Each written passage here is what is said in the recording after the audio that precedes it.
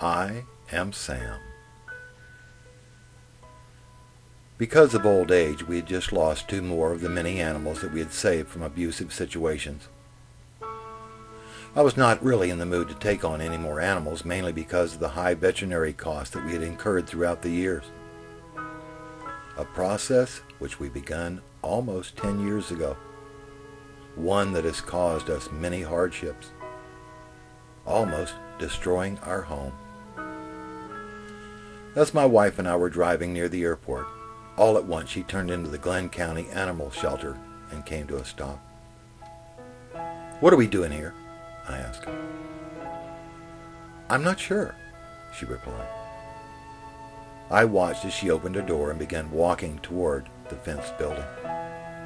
"You going to come in with me?" "I'm not going in there," I almost screamed. I sat watching as she disappeared into the building. There's just something about dog pounds that I hate. Maybe it was being locked in a cage. Maybe it was the sounds of animals wanting to be rescued and loved and cared about. Feelings that I had known very well as an abused little boy living at the Children's Home Society orphanage in Jacksonville, Florida. I'll never forget that 6-foot-high chain-link fence surrounding me for almost 15 years, my entire youth. "Roger!" yelled Judy several minutes later. When I turned around, I saw her standing in a small fenced area, a mid-sized black and tan dog jumping all over.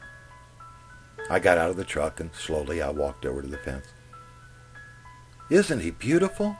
she asked. I just stood there shaking my head, and I turned and began walking back to the truck. "Will you please come in here?" she hollered. I stopped, turned around, and began walking toward the main building. Once inside, I was led down a long hallway. Dogs were barking and screaming everywhere. It was almost deafening. As I walked along, I tried not to look at the hundreds of animals screaming and barking at me. I could hardly take it. As I entered the small fenced viewing area where Judy was waiting, the dog began to jump on me. When I ran my hand down his back, I noticed a very large scar. I asked the attendant what had caused the injury. She told me that he had been beaten with a metal coat hanger.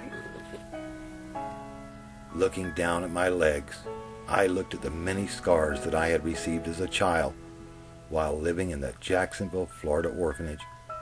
I, too, had been beaten many times with such an instrument.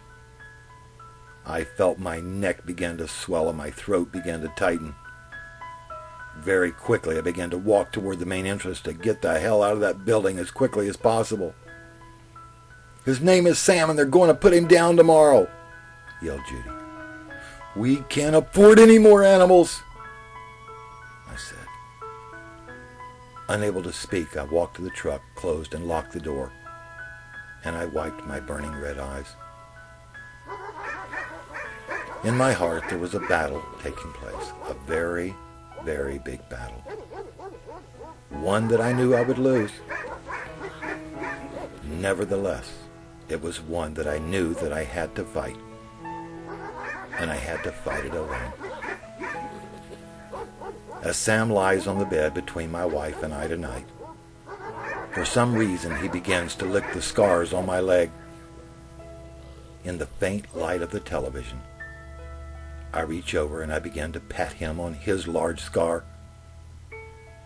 And I whisper to myself, "Yes, I am Sam."